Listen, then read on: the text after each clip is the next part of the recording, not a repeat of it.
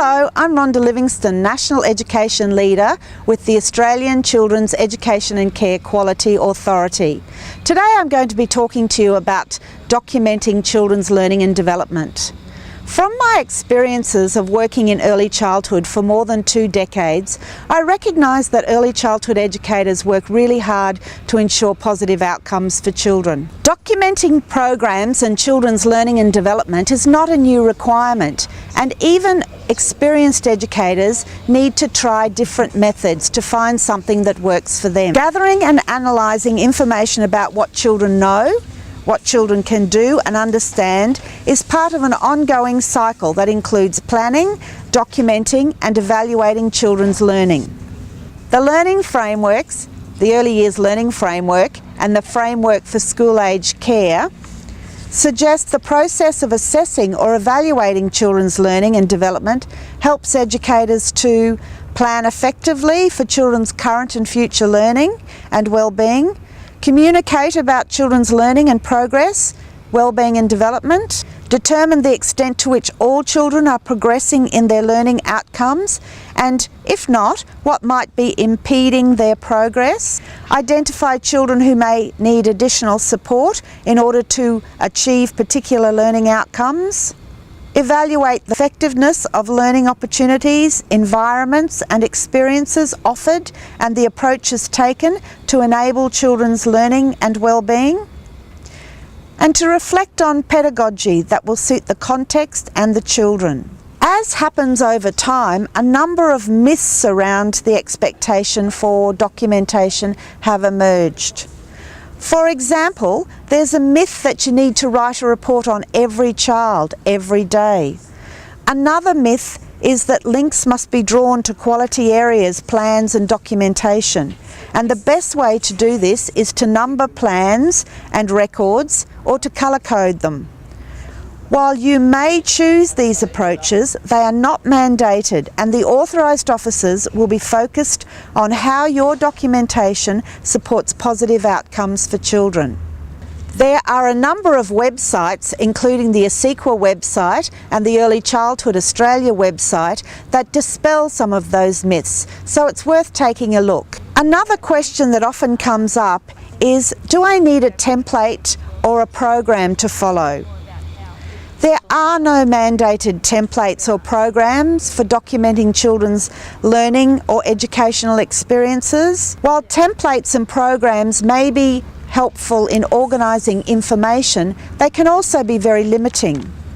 Educators are encouraged to resist the temptation to reduce documentation to a tick and flick exercise. Documentation is not about filling in blank boxes.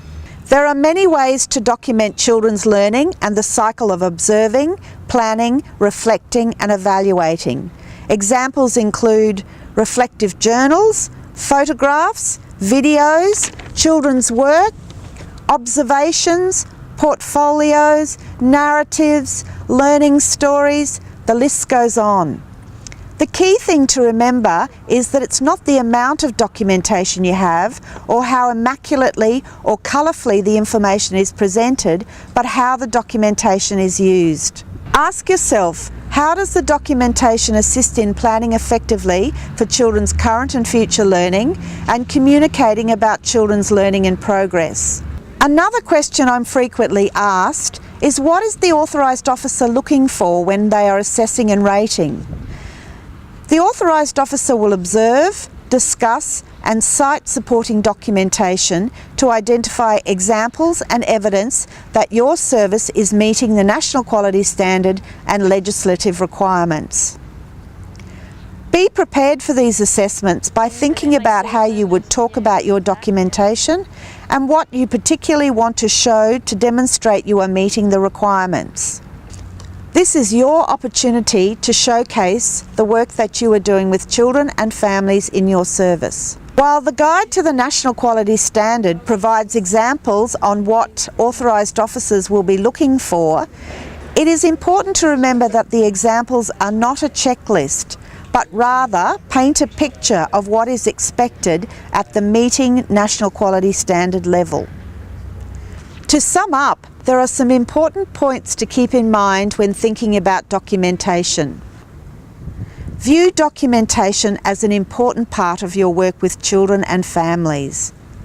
Capture children's voices and ideas in planning, documentation and evaluation.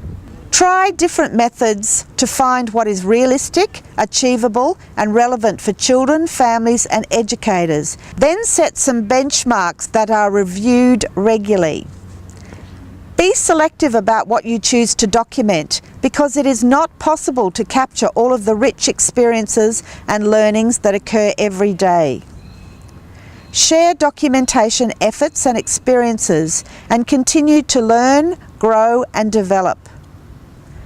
Be open to change as the dynamics of the children's group or team change. Constantly review and remind yourself why you are documenting and for whom. Make it relevant for the setting. Documentation will look different across different settings.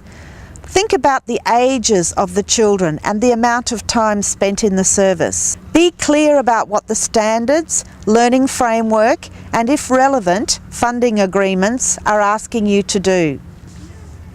Remember to enjoy your documentation journey and don't forget to look back and identify successes and achievements of your children, your families and your team.